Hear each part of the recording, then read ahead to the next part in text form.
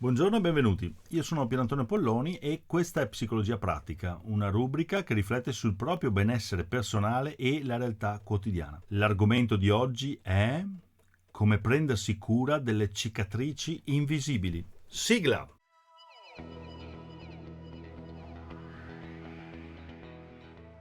Le cicatrici invisibili sono qualcosa che in un modo o nell'altro tocca ognuno di noi.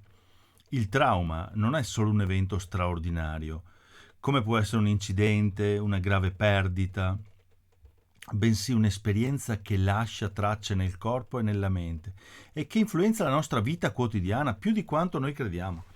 Ma che cos'è davvero un trauma? Sicuramente essere sottoposti a gravi violenze, a guerre, calamità naturali, attiva un processo traumatico, ma questo può nascere anche in contesti in apparenza tranquilli come la famiglia, come la scuola. Riguarda quindi i conoscenti, gli amici, i parenti e come è ovvio anche noi stessi. Il dolore causato da uno o più episodi terribili vissuti in prima persona è spesso insopportabile, altamente insostenibile direi. E per questo in linea generale si cerca di reprimerlo, rimuoverlo, fare come se non fosse mai esistito.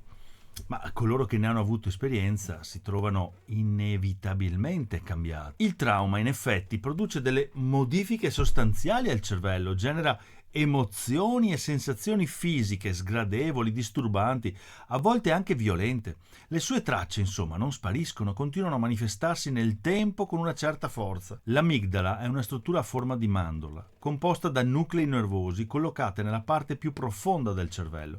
È una sorta di rilevatore di fumo e il suo scopo è valutare se l'informazione che ci arriva sia rilevante o meno per la nostra sopravvivenza. È come un allarme in sostanza.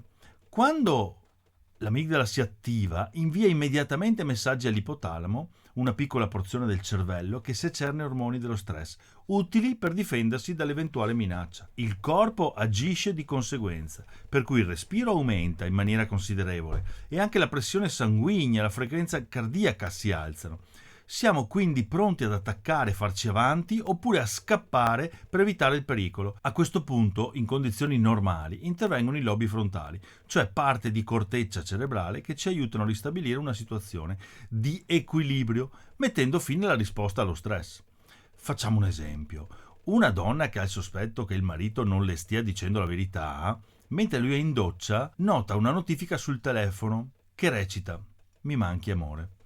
A quel punto l'amigdala valuta che questo messaggio è potenzialmente distruttivo e dà subito l'allarme. Inizia istantaneamente la produzione dell'ormone dello stress, che ha il compito di fornire immediata energia, immediata forza per affrontare una minaccia. E poi interviene la corteccia cerebrale che vede una nuova notifica con scritto "Saluti mamma" e riesce immediatamente a terminare la risposta allo stress. Questo è ciò che accade quando la capacità di modulare le nostre reazioni non è alterata. Ma nelle persone che hanno subito un trauma, questo meccanismo si inceppa costantemente nel loro cervello. L'amigdala interpreta la minaccia in maniera davvero intensa e i sistemi di filtraggio delle informazioni non funzionano più bene. Non c'è dunque un bilanciamento tra amigdala e lobi frontali. Emozioni ed impulsi investono queste persone diventando ingestibili. E allora c'è chi ricorre a forme di ipercontrollo per gestire il pericolo di un tradimento, sebbene esso sia magari inesistente con un nuovo partner.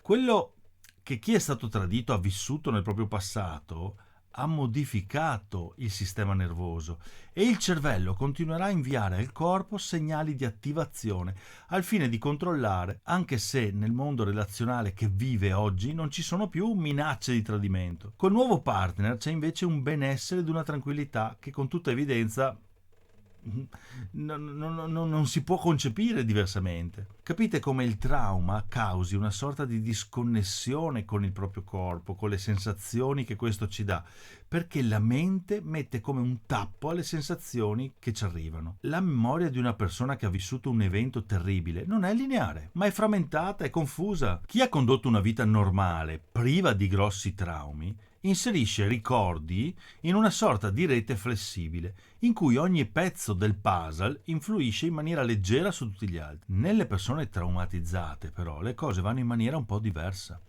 Sensazioni, pensieri, emozioni legate all'evento spaventoso che hanno vissuto vengono immaginati in maniera separata. Vi sono pezzi di ricordi, ma manca una storia. E quando lo shock è grosso e ci investe in maniera indiscriminata, il nostro sistema va in tilt, collassa. Per guarire dal trauma bisogna riprendere il contatto con se stessi, riconoscere le tracce che il dolore ha lasciato nel corpo e nella parte interiore. È impossibile cancellare un trauma. Possiamo però disconnetterlo, smettere che esso vada in risonanza con eventi del presente e ci faccia provare le medesime emozioni del passato. Tentare di eliminarlo da soli significa condannarsi a riviverlo all'infinito. Del resto, indietro non si torna. Un buon lavoro su se stessi può permettere di dominare e gestire ciò che prima comportava solo sofferenza. È opportuno raggiungere uno stato di tranquillità e non reagire in maniera incontrollata di fronte a immagini, suoni, vibrazioni che ricordano il passato.